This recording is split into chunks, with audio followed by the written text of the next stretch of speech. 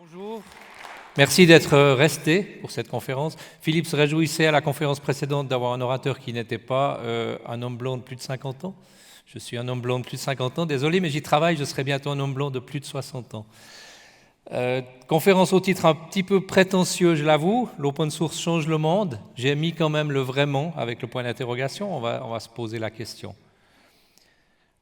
Si ceci est votre image de l'open source, je ne serais pas complètement étonné.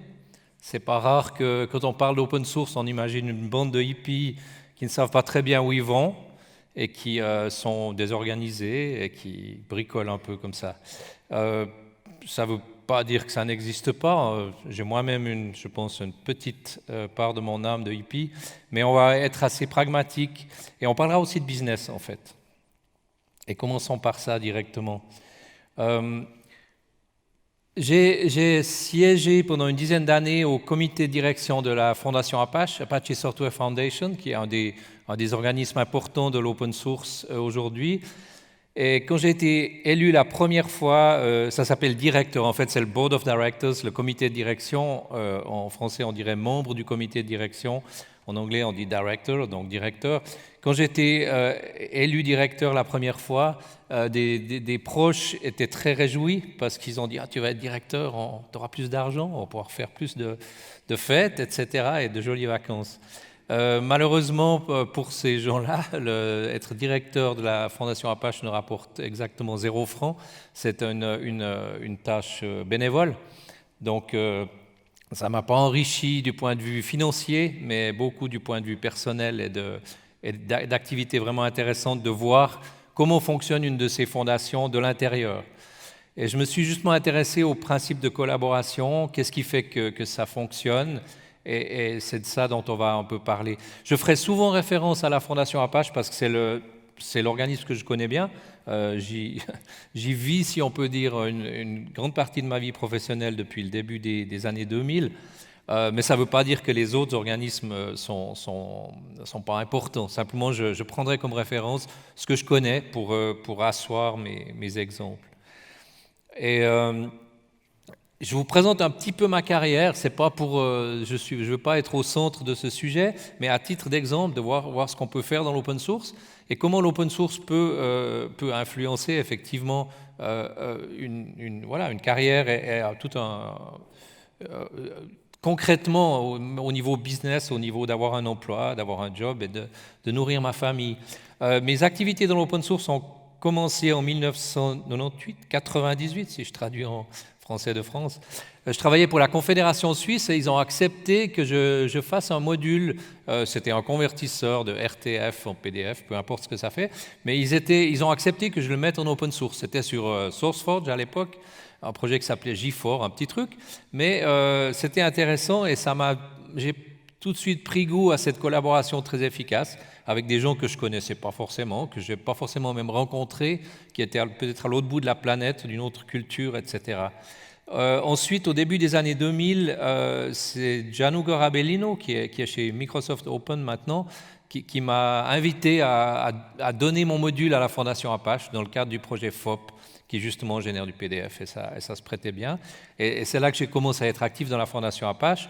Ensuite, au début des années 2000, le projet Apache Cocoon, peut-être que certains d'entre vous connaissent, un projet qui était très innovatif à l'époque pour créer des sites web de manière dynamique. J'ai toujours travaillé un peu dans le domaine de la gestion de contenu et c'était ça, une communauté extrêmement dynamique, formée essentiellement de petites entreprises, d'indépendants et vraiment chacun pouvait asseoir son business sur ce projet. Et voilà, on a déjà commencé à ce moment-là à gagner notre vie avec ces produits open source. Je suis devenu ensuite membre de la Fondation Apache, ça veut dire les membres sont les personnes qui gèrent la fondation en fait, qui s'intéressent peut-être à plus qu'un projet, mais au fonctionnement de la fondation elle-même. Travailler pour la télévision suisse, qui m'avait trouvé grâce à mes activités open source. Ils avaient besoin de faire un projet sur Apache Cocoon, ils ont regardé dans la liste des contributeurs, de la Creta, ça doit être quelqu'un de par chez nous, la personne a cherché mon numéro, m'a téléphoné, est-ce que vous pouvez travailler pour nous, etc. Donc, un premier job au niveau, quand j'étais indépendant, que je peux vraiment tracer avec l'open source. Ensuite, Day Software à Bâle m'avait engagé aussi sur la base de ses activités dans la fondation Apache, parce qu'on se connaissait par là, etc. Ensuite, on a été racheté par Adobe. Le graphique que vous voyez, c'est l'évolution du prix de l'action de Day Software sur la bourse suisse avant qu'on soit racheté, avec une remontée extrêmement intéressante du point de vue financier. Une société qui était aussi tout à fait propulsée par l'open source. Le produit sur lequel je travaille maintenant chez Adobe, Experience Manager, est basé sur des logiciels open source de la fondation Apache. Toute son infrastructure est basée sur ces logiciels. Et on crée un produit commercial à partir de ça.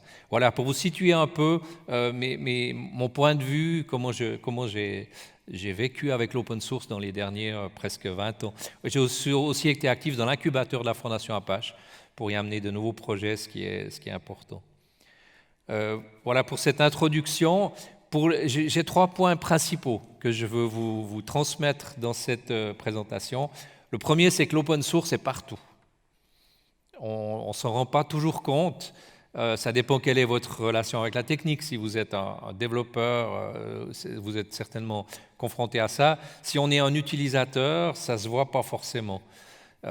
Quand vous ouvrez votre frigo, vous réfléchissez pas à quelle est la licence open source qui fait fonctionner le petit ordinateur qu'il peut y avoir dedans si vous avez un frigo moderne.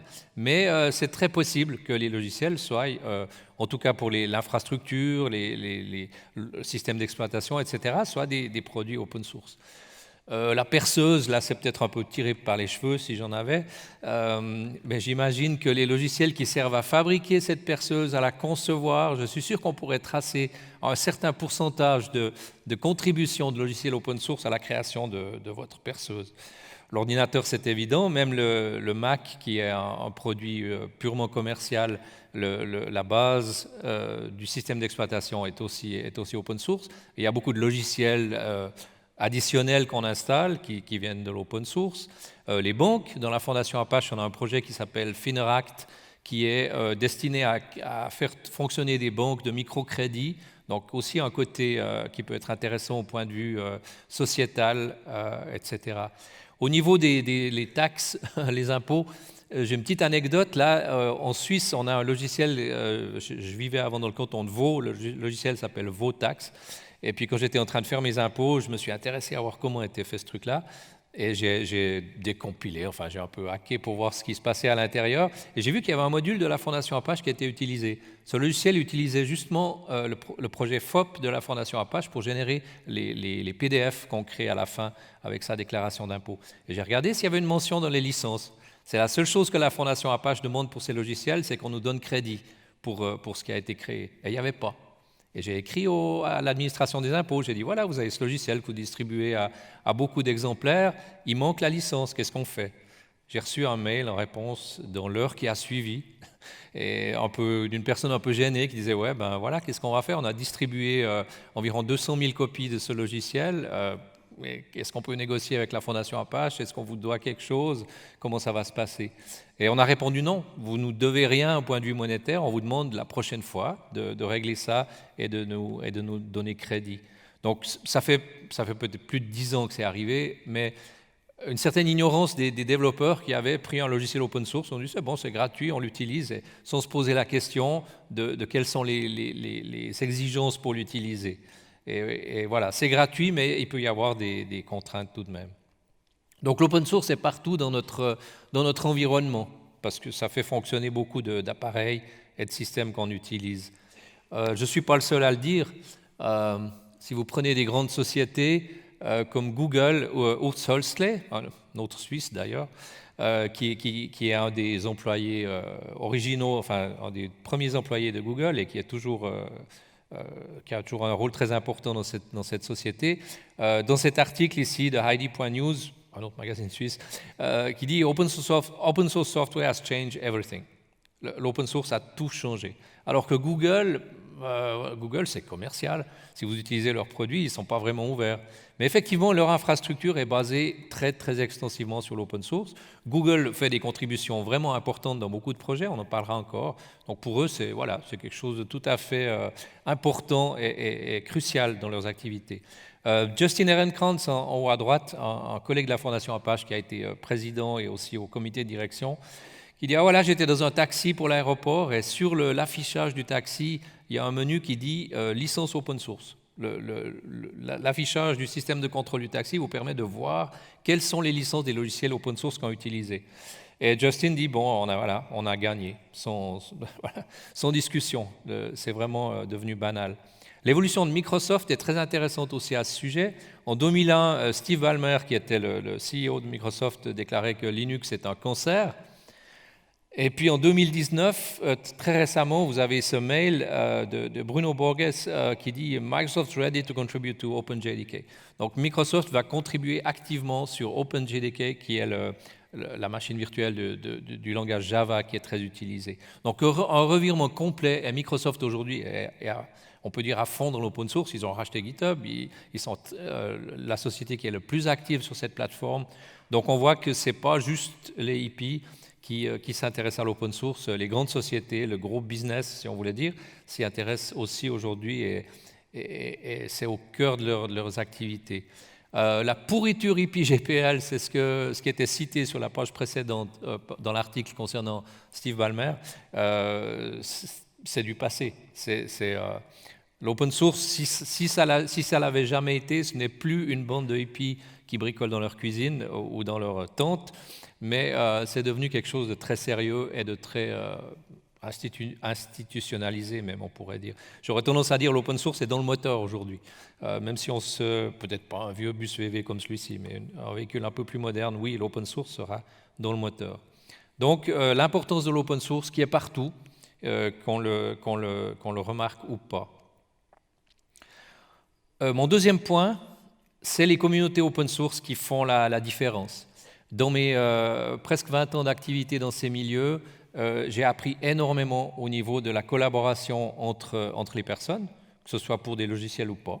Les principes de collaboration dont je vais vous parler s'appliquent à beaucoup plus que juste créer des logiciels.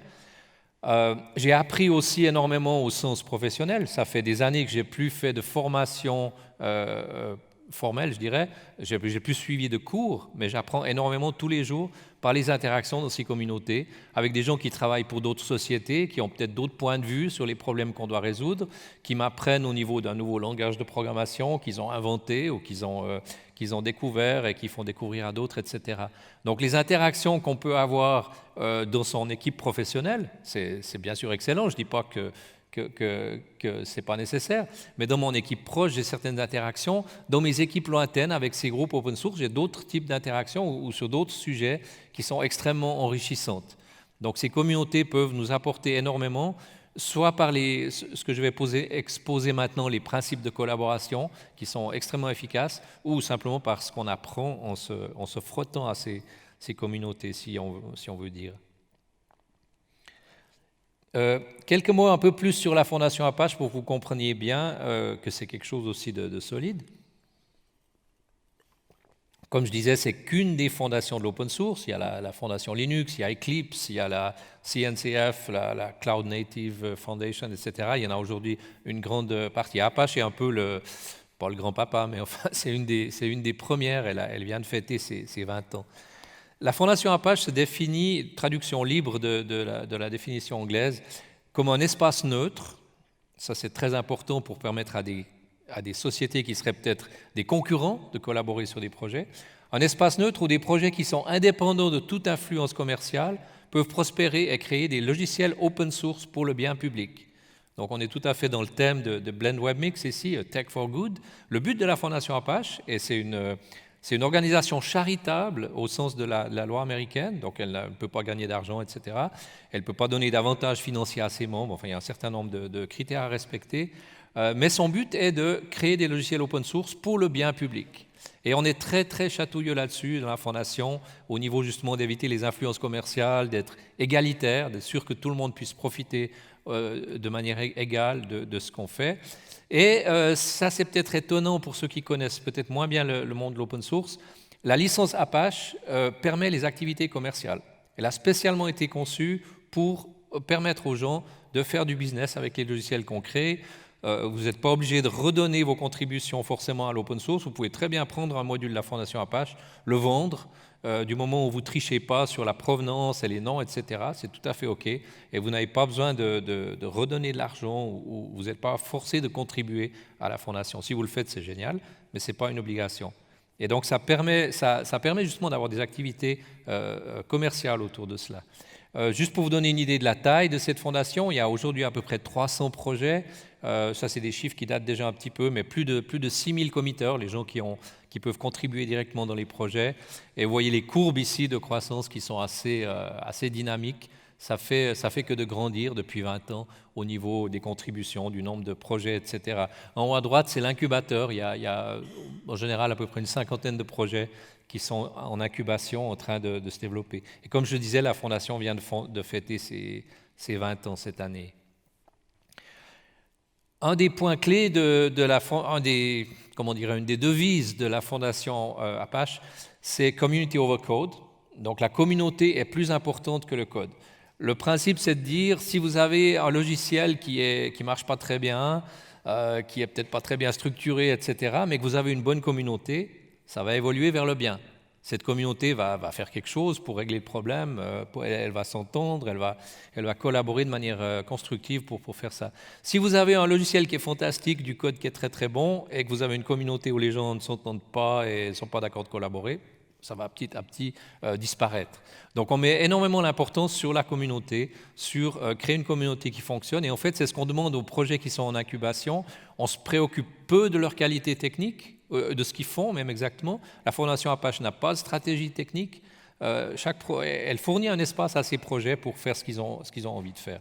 Par contre, on est très exigeant sur le côté de la communauté. Une des contributions intéressantes de ces communautés, et qui est utile dans beaucoup de domaines et de groupes, c'est le fait de collaborer à distance.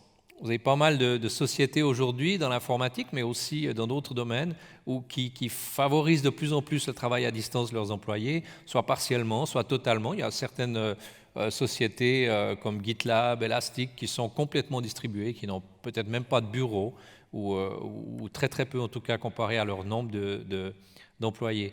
Et dans les communautés open source, ces principes-là sont très développés parce qu'on n'a pas la possibilité de se rencontrer en général. Vous travaillez sur un projet avec des gens qui viennent de tous les pays, ou en tout cas d'une grande partie de la planète, qui ont d'autres horaires que vous de toute façon, qui ont un autre fuseau horaire effectivement, qui ont peut-être une autre culture, etc. Et il n'y a pas en général de budget pour se rencontrer, en tout cas pas souvent. Et on se rend compte effectivement que les réunions coûtent très cher. Si vous mettez 10 personnes dans une salle de réunion, vous avez les salaires de ces personnes qui vous coûtent, vous avez la salle de réunion, le temps que les gens vont perdre avant et après la réunion, ça coûte très cher. Une des contributions des communautés open source, c'est de nous apprendre comment faire moins de réunions, ou des réunions plus efficaces, ou pas du tout de réunions, si ça fait du sens. Et un des points importants à noter, mon père était menuisier, on avait la menuiserie et puis l'appartement au-dessus. Et quand c'était l'heure du repas, ça arrivait assez régulièrement qu'il était en retard parce qu'il était en train de coller. Il avait commencé à coller une chaise. Et si vous avez commencé à coller la chaise et qu'il faut aller manger et que vous revenez, la chaise, elle est fichue. Elle va pas, si vous n'avez pas terminé, la colle aura pris et puis votre travail sera ruiné. Et effectivement, j'ai un lien ici sur un article de Paul Graham sur le sujet qui s'appelle Maker's Schedule, Manager's Schedule, l'horaire de l'artisan par rapport à l'horaire du manager. Un manager, souvent, sa semaine est faite de rendez-vous, donc s'il en a un de plus, c'est 1 heure de plus, ce n'est pas un problème. Un artisan, et j'estime que dans le logiciel, on est d'une certaine manière des artisans. Un artisan, si vous lui prenez 1 heure de son après-midi est peut-être fichu. Parce qu'avant, Avant le meeting, vous devez réfléchir à ce que vous allez faire. Après, il vous faut un moment pour vous reconcentrer sur votre travail. Et c'est un genre de travail où on a besoin, que ce soit la création de logiciels, le design, des travaux où on a besoin pendant 2-3 heures d'être focalisé, d'être concentré, de ne pas être dérangé. Et si on est interrompu, c'est cassé. Donc effectivement, les réunions sont beaucoup plus coûteuses si vous considérez les artisans comme les gens qui doivent créer quelque chose. Je pense qu'on a tous beaucoup d'exemples de réunions ratées. Il y a toutes sortes de raisons pour lesquelles une réunion peut être peu productive. On a oublié d'inviter les bonnes personnes, les ont oublié de venir, les gens ne sont pas concentrés, on n'a rien décidé, c'est pas très clair, etc. Donc effectivement, les réunions peuvent être un problème et peuvent diminuer notre productivité. Dans les milieux open source, on n'en a pas. Il y a énormément de projets qui n'ont jamais de réunion formelle. Peut-être qu'ils essayent de se voir une fois par année, mais plutôt pour le côté social, pour faire connaissance avec les gens, pour établir une relation. Et on utilise, j'ai une autre présentation là-dessus que j'ai fait à Devoxx, vous aurez le lien sur les slides, sur ce qu'on appelle la prise de décision asynchrone. En fait, quand vous créez des logiciels, quand vous créez des designs, quand vous créez des immeubles, il y a énormément de décisions à prendre au cours du projet. Et j'ai étudié ça, en fait, plusieurs personnes, nous avons étudié ça dans l'open source et réalisé qu'on avait des systèmes de prise de décision qui sont extrêmement efficaces, qui se font de manière asynchrone, donc on n'a pas besoin d'être tous réveillés, actifs au même moment, mais on peut collaborer quand on a le temps et quand on a la bonne idée, etc. Et c'est pas très compliqué, en fait. Je ne veux pas parler d'outils informatiques trop en détail, et j'ai un peu parlé d'outils au niveau abstrait. On a d'une part un canal de communication partagé et asynchrone. J'ai mis ici une radio de marine. Pour ceux qui ont l'habitude d'utiliser ces appareils, vous avez un canal, le canal 16, sur lequel tout le monde écoute. Donc si vous parlez brièvement et vous dites voilà, j'appelle le port, j'aimerais rentrer dans le port. Ils vont vous dire on dégage sur le canal 22. Donc vous avez un canal qui permet de parler à tout le monde, mais vous l'utilisez de manière économique et après vous focalisez les discussions dans un endroit plus spécialisé, plus dédié à la décision que vous êtes en train de prendre. C'est le deuxième outil, un outil de suivi de cas qui peut être aussi simple qui pourrait théoriquement être aussi simple que des fiches en papier, mais on a des outils numériques quand même. Ici, dans le développement de logiciels, on utilise en général des systèmes de tickets. Si vous êtes sur GitHub, c'est des issues, ou Jira, ou Bugzilla même à l'époque. On a toute une série d'outils de gestion de cas qui sont très simples, mais qui permettent de traiter chaque décision comme un cas, avec une page web sur laquelle on voit tous les commentaires, tout l'historique, et chacun peut y contribuer quand il a le temps. Et j'estime que c'est une contribution importante des communautés open source à rôder ces principes de collaboration asynchrone et on peut vraiment en profiter dans d'autres domaines et je vous encourage à peut-être regarder cette présentation pour vous faire une idée un peu plus précise de comment ça marche. Revenir à l'exemple de la Fondation Apache, c'est quand même une organisation assez importante, comme je disais, il y a 300 projets, il y a un budget de $1,5 million environ, ce qui est peu pour 300 projets, mais ce qui est quand même une certaine somme. Il y a donc un comité de direction, il y a des vice-présidents qui sont en charge des différents projets, il y a bien sûr des gens qui doivent faire la comptabilité, il y a des gens qui s'occupent des trademarks, des marques comment on appelle ça, des marques commerciales qu'on protège pour garder la valeur de nos projets. Il y a des gens qui s'occupent des relations publiques, etc. Donc c'est une petite entreprise en fait qui est une organisation quand même assez d'une certaine taille. Et il y a 300 projets et il y a en gros 0 réunion. Pas tout à fait, il y en a quand même un petit peu. Quand j'étais au comité de direction, on avait une réunion, enfin le comité a toujours une réunion mensuelle, une réunion téléphonique qui dure 1h30 à 2 heures et durant laquelle on prend environ 60 à 80 décisions, ce qui est pas mal pour 1h30 ou 2 heures. Parce que toutes ces choses sont préparées en amont.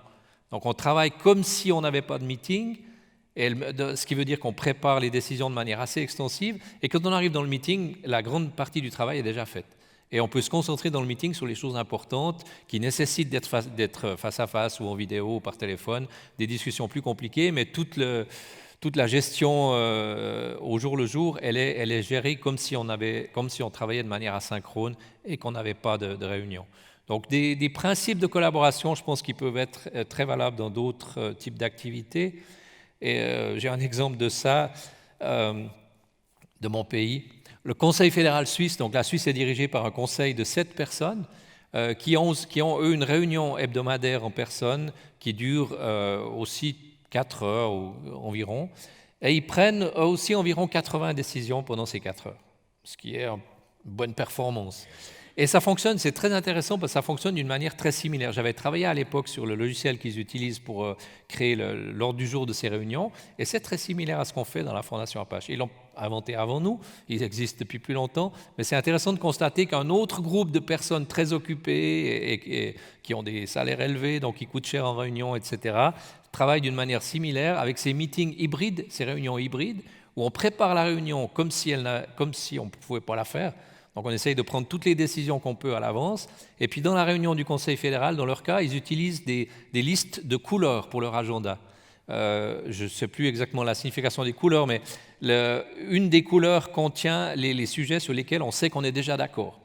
Le Conseil fédéral doit formellement prendre sa décision en séance, mais la décision, elle a déjà discuté avant et on sait qu'on est d'accord. Et le président peut juste dire, voilà, la page 1, nous avons 14 décisions qui sont marquées comme accord préalable. Est-ce que vous êtes d'accord qu'on coche tout en une fois? Et ça va très vite. Et ensuite, ça permet de se concentrer sur les vrais sujets qui ont besoin d'être discutés parce qu'ils sont compliqués, parce qu'on n'est pas d'accord, etc.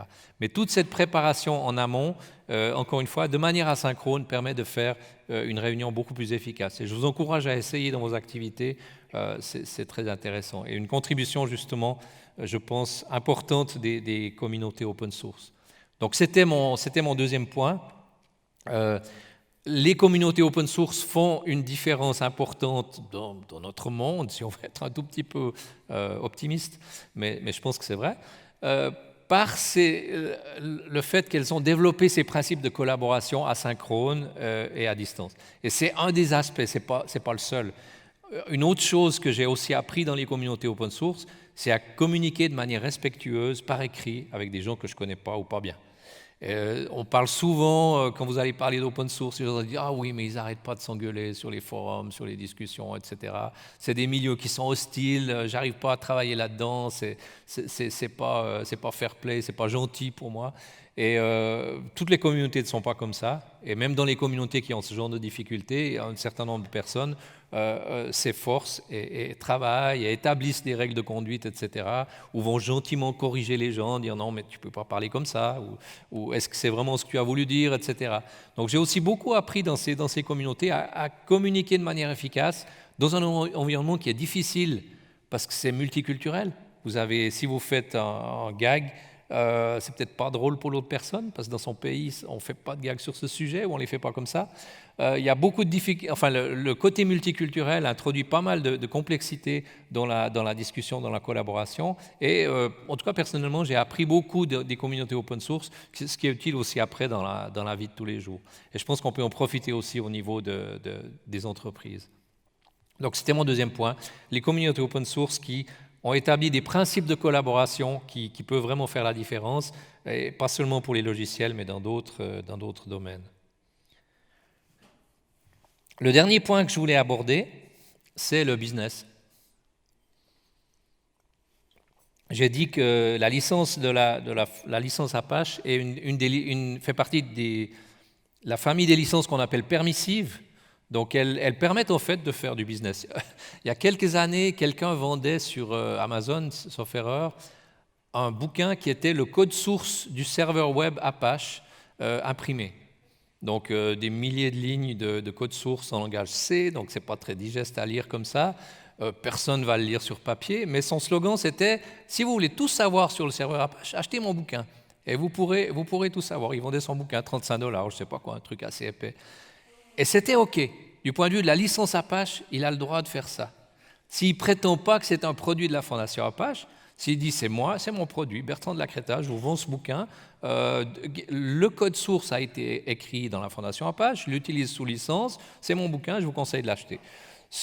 Il a trouvé peut-être quelques personnes pour l'acheter, tant mieux pour lui, il a peut-être gagné un peu d'argent, mais où je veux en venir, c'est que c'est tout à fait OK par rapport à la licence Apache. C'est un cas extrême qui ne fait pas de sens, à mon avis, au point de vue j'aurais jamais acheté ce bouquin. Dans 2 jours, il était déjà obsolète parce que le code avait changé. Mais pour démontrer jusqu'où ça peut aller, on a beaucoup d'exemples beaucoup plus comment dire, sensé, si on peut dire. Mais effectivement, toute une famille de licences open source sont permissives par rapport à ce que vous pouvez faire avec les logiciels, y compris faire du business, y compris faire du business sans forcément recontribuer derrière à la fondation. Il y a ça arrive régulièrement dans nos projets de la Fondation Apache que tout d'un coup une société apparaît. Ah, en fait, ça fait 10 ans qu'on utilise votre produit, on a un service qui fonctionne avec ça, on a gagné déjà pas mal de sous, on fait vivre nos familles, etc. Et en fait, on aimerait maintenant venir dans votre communauté. Et c'est tout à fait OK. Il n'y a pas d'obligation de contribuer, contrairement à d'autres licences qu'on appelle virales, où vous devez faire cette contribution si vous faites des modifications. Et effectivement, ces licences permissives ont pris le dessus, je dirais, aujourd'hui. Il y a la licence Apache, il y a MIT, BSD, il y a une série de licences dans ce domaine qui sont préférées en général des utilisateurs. Peut-être parce que ça s'est dévié, l'utilisation est de plus en plus professionnelle et ça devient plus important. Au niveau du business, voilà, j'ai quelques statistiques ici. Les statistiques peuvent dire ce qu'elles veulent, mais en fait, justement, on voit que c'est pas très précis, mais c'est quand même des chiffres intéressants. En haut à gauche, vous avez une tabelle qui vient de Wikipédia concernant les serveurs publics, les serveurs qui sont accessibles sur Internet. Donc, quand vous allez sur un site web, etc., qu'est-ce qu'il y a derrière? Quel est le système d'exploitation qui fait tourner ces serveurs? Et Linux, qui est bien sûr un des plus connus des systèmes d'exploitation open source, donc le logiciel qui fait marcher les machines, qui fournit l'infrastructure de base, c'est entre 35 et 96% des serveurs, selon comment on compte. C'est difficile à compter, donc c'est pour ça qu'on a cette grande variabilité. Mais enfin, une proportion très importante des serveurs qui font tourner le web sont des serveurs open source. Et bien sûr, il y a du business derrière. C'est des serveurs qui sont loués chez un fournisseur d'accès, un hébergeur qui vous facture de l'argent, ou un grand fournisseur de services comme Amazon ou Google, etc. Donc clairement, là, il y a de l'open source derrière des business avec des chiffres d'affaires très importants. En haut à droite, c'est les statistiques des serveurs web, donc spécifiquement le logiciel qui sert des pages web quand vous allez sur un site. Là aussi, les statistiques sont difficiles à faire parce que ça dépend qu'est-ce qu'on considère comme étant un serveur. Aujourd'hui, c'est de plus en plus dynamique. Mais enfin, on a des chiffres. Si vous prenez Apache, le serveur web Apache, donc qui est un des produits, le produit le plus connu de la Fondation Apache, le serveur web, et Nginx, qui est un des autres serveurs web open source très, très connus, entre les deux, ils représentent environ, en tout cas la moitié des serveurs que vous avez sur Internet. Donc en nombre d'unités, c'est énorme. Et effectivement, en chiffre d'affaires qu'il y a derrière, par l'hébergement, les services, c'est aussi très, très important. Donc il y a de l'open source derrière le business aussi de manière très significative. Un exemple que j'aime bien, le troisième en bas à gauche, c'est Hadoop, qui est un des projets de la Fondation Apache qui permet de faire du big data, en gros, sans entrer dans les détails, peu importe d'ailleurs, mais c'est un logiciel qui a été créé dans la Fondation Apache, l'inventeur c'est Doug Cutting, un collègue qui était aussi au comité de direction, qui a créé ce logiciel au départ, et ça a créé une industrie. Ça a commencé par un projet Apache avec quelques contributeurs, ça a grandi, et puis le marché aujourd'hui est estimé par Reuters à 1 700 millions de dollars, donc c'est du sérieux, et ça a commencé par un petit projet dans la Fondation Apache. Donc au niveau business, il y a aussi une influence vraiment importante des modules open source. C'est des modules que le grand public ne connaît pas forcément. C'est les couches, je dis souvent, on fait de la plomberie, c'est les couches inférieures des systèmes que vous utilisez finalement. Mais c'est très important. Encore une anecdote, j'ai encore 3 minutes, j'ai le temps de vous en envoyer encore une. On était à la conférence de la Fondation Apache à New Orleans et on a fait un tour dans les marais avec un paysan cajun qui nous a pris sur son bateau. Et à un moment, il s'arrête, il dit « I'm going to do something I do every time ». Je vais faire quelque chose que je fais chaque fois. Il nous a demandé d'où on venait. On était 12 sur le bateau. Il y avait au moins 12 nationalités différentes. Il dit « Mais qu'est-ce que vous faites ici à New Orleans ?» On dit « Oh, on est là pour la Fondation Apache, conférence open source. » « What ?»« Ah oui, les logiciels, les serveurs web, etc. »« What ?» On réfléchissait, qu'est-ce qu'on va lui dire? On a dit « Ah, we build the Internet. » On construit l'Internet. « Ah, this I understand. » Ça, il avait compris. Et effectivement, je pense que l'open source construit l'Internet. Et si vous allez fouiller un peu ce qui se passe là derrière, il y a énormément d'open source.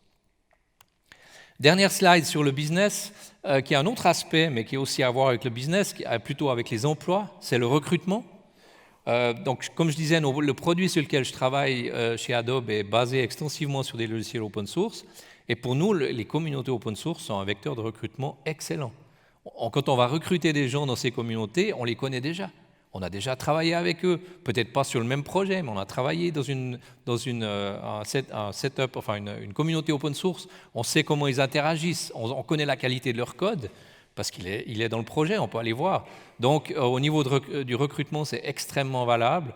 Ça, c'est plutôt la colonne de droite ici, où je montre les statistiques qu'on peut voir sur GitHub qui collabore à un projet. On peut voir exactement qui a collaboré quoi, à quel moment.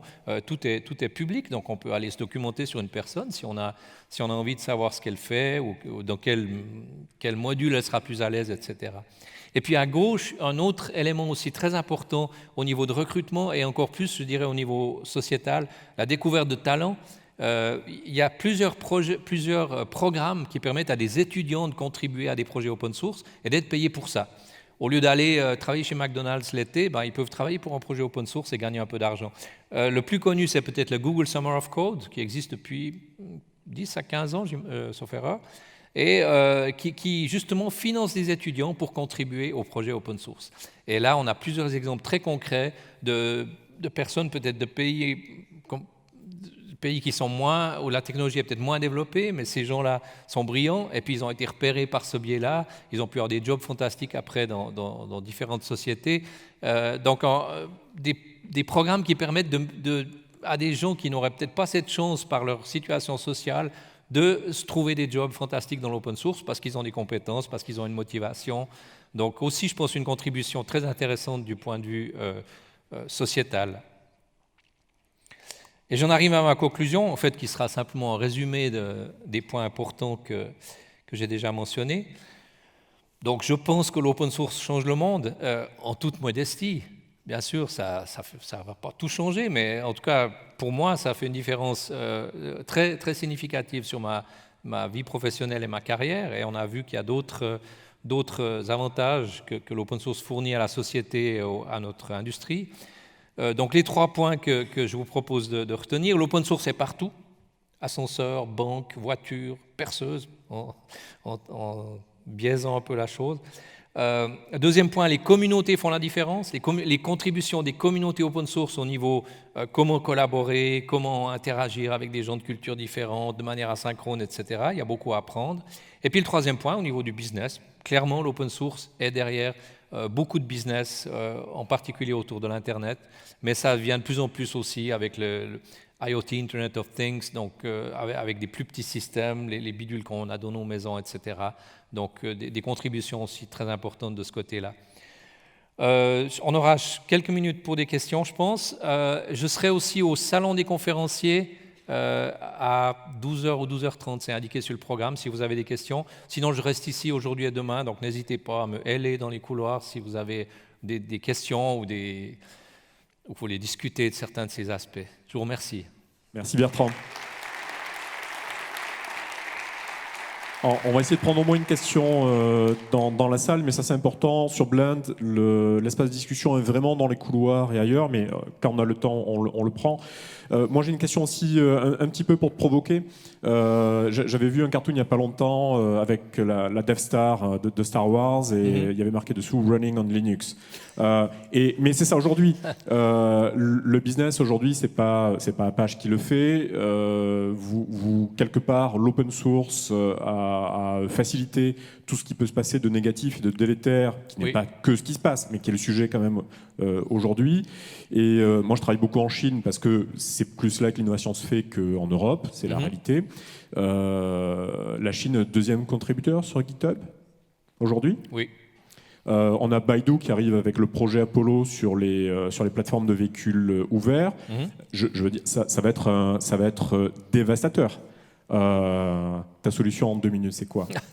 Je n'ai pas de solution en 2 minutes. Mais effectivement, l'open source crée des outils. J'aime bien prendre l'exemple du couteau de cuisine. Le gros couteau de cuisine bien affûté, c'est fantastique pour découper un steak.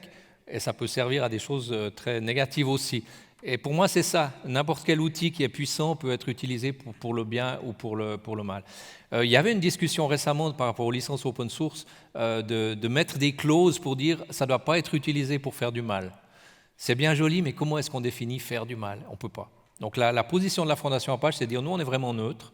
malheureusement, ça va permettre à des gens de faire des bêtises avec nos outils, mais on pense qu'au total, c'est mieux et que ce n'est pas notre rôle de décider ça. Mais c'est très complexe. Et au niveau, tu parles de la Chine, au niveau de l'interculturalité, c'est compliqué aussi. C'est une question compliquée. Cette décision, dans les années qui viennent, elle va quand même devoir être prise par quelqu'un. Si c'est pas Apache, si c'est pas Microsoft, si c'est pas les États, enfin à un moment donné, cette question elle se pose. Mais ok, oui. Donc là, il y a certainement des choses qui sont vraiment clés à discuter. Est-ce qu'on a une question dans la salle ou plusieurs questions?